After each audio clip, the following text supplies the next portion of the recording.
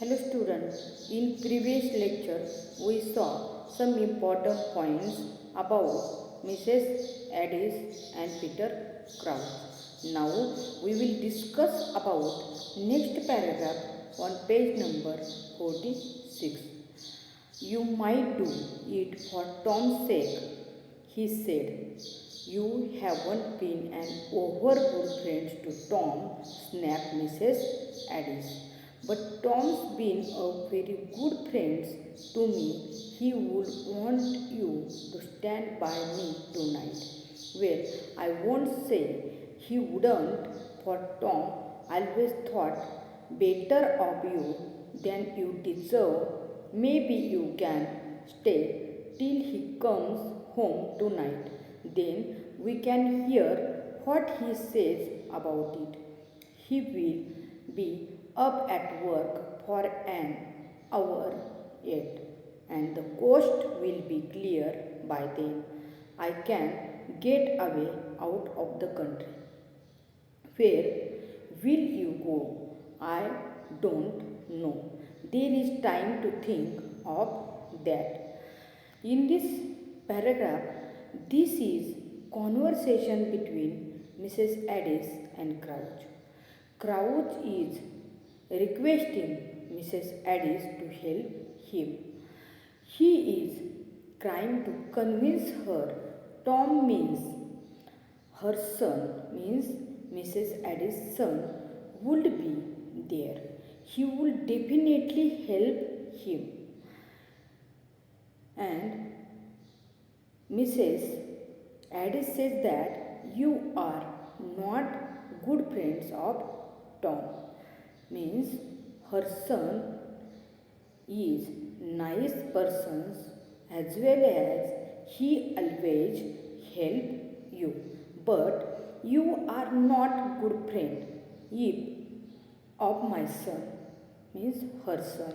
Now Peter Crouch is saying that, but Tom has been always good friends of mine. If he would be here, he would have convinced you to help me tonight. He is very confident to his friends. Mrs. Addis says that he can stay till her son comes home tonight. Peter Crouch says that he will go away out of the country. She is asking him where he will go in this difficult situation, but the Peter Crouch to give reply, I do not know. He has not planned himself for about how to go there, how to reach there. Peter Crouch is actually confused. He says, I do not know about it. Next paragraph.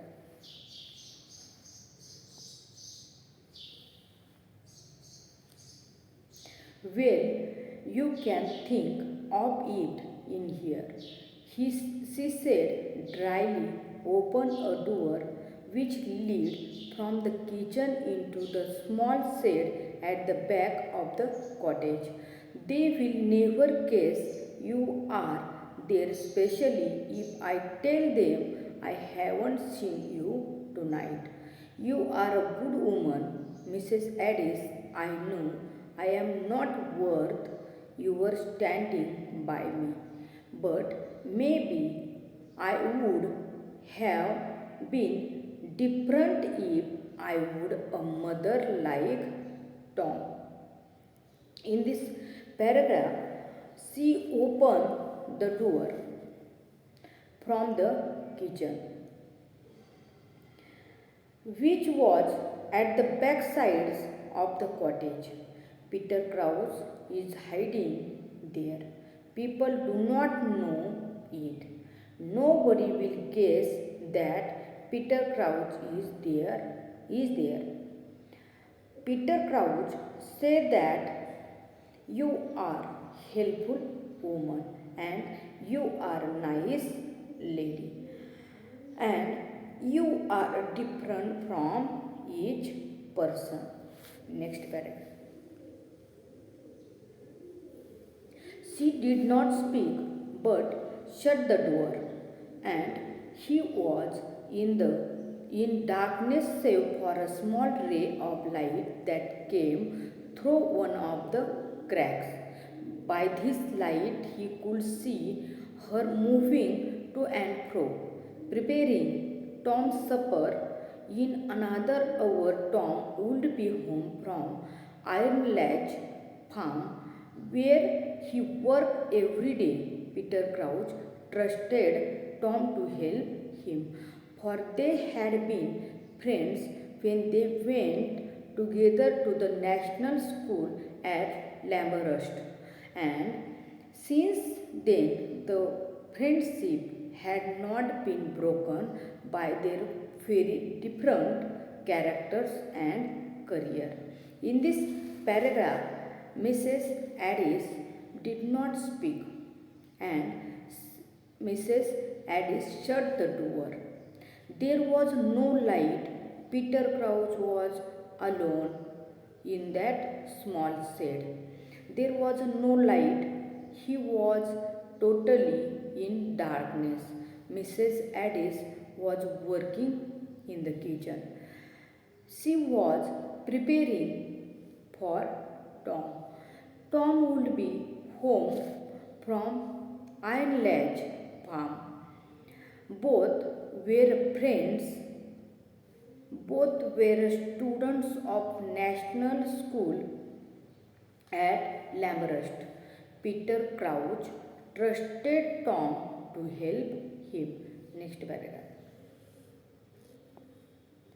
Peter Crouch huddled down upon the sacks that filled one corner of the shed. A delicious smell of cooking began to come through from the kitchen, and he hoped Mrs. Addis would not deny him a share of the supper when Tom came home, for he was very hungry and he had a long way to go. In this paragraph, Peter Crouch was hiding in that small shed. It was kind of store room. Though he was in that small shed, he could get the smells delicious food which Mrs. Addis was preparing for Tom.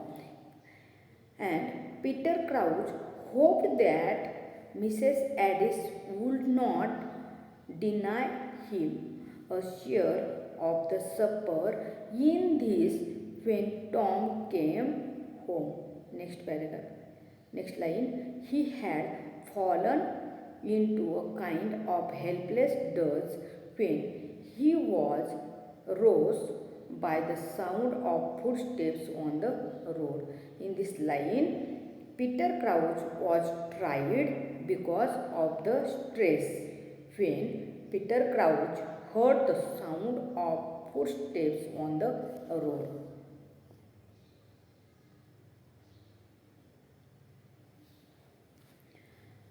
For a moment, his poor heart nearly choked him with its beating. They were the keepers. They had guessed where he was with Mrs. Addis, his old friend's mother. He had been a fool to come to the cottage.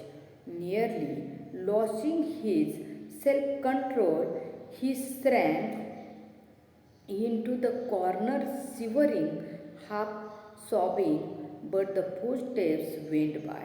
The next minute, Mrs. Addis stuck her head into the shed.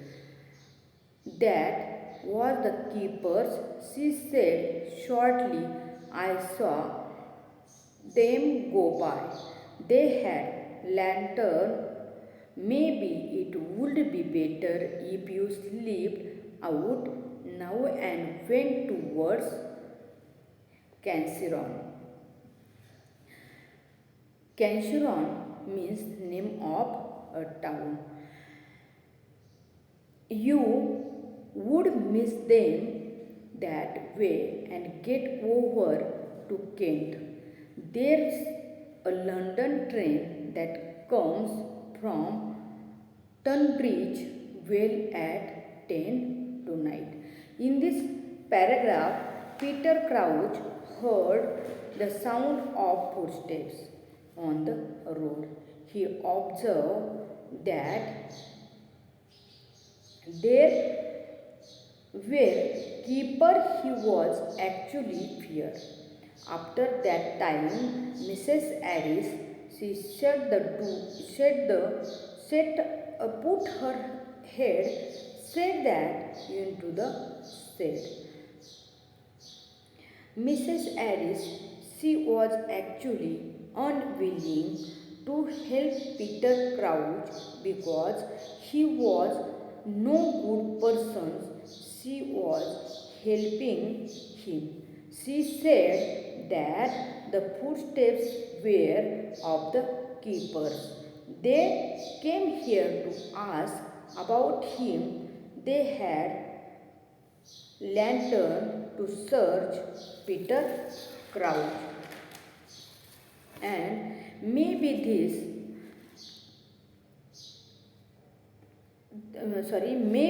is a nice chance to go away from this place. If he go away fastly, he can go towards Canceron. He can go by train.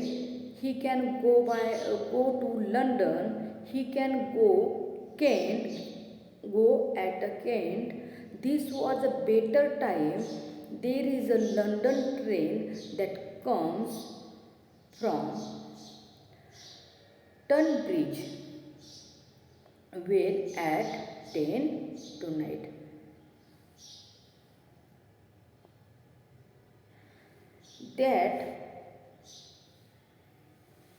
That would be a fine thing for me, ma'am, but I haven't the price of a ticket on me. She went to one of the kitchen drawers. Here 7 shillings. It will be your fare to London and a bit over.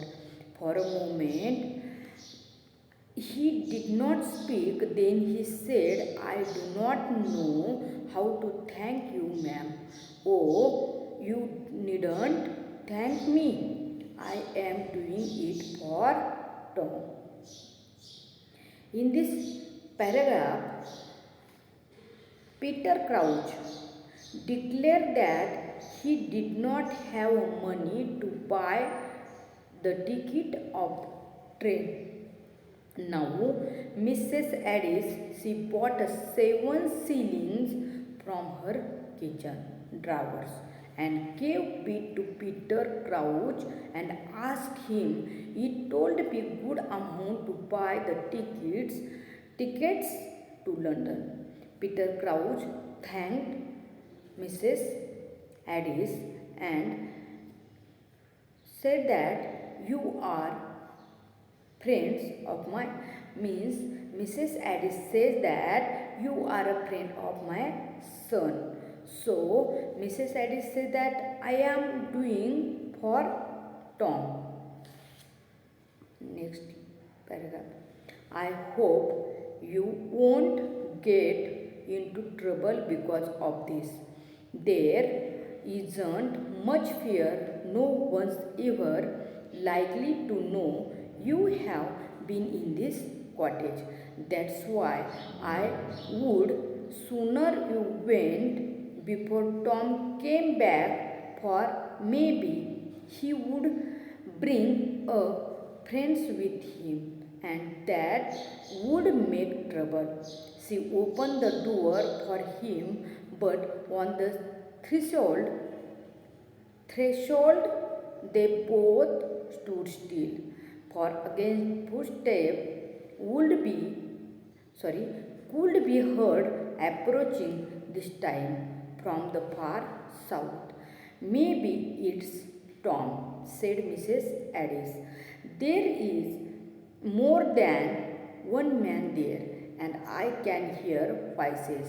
You would better go back, she said shortly. Wait till they have passed anyway, with an unwilling shrug.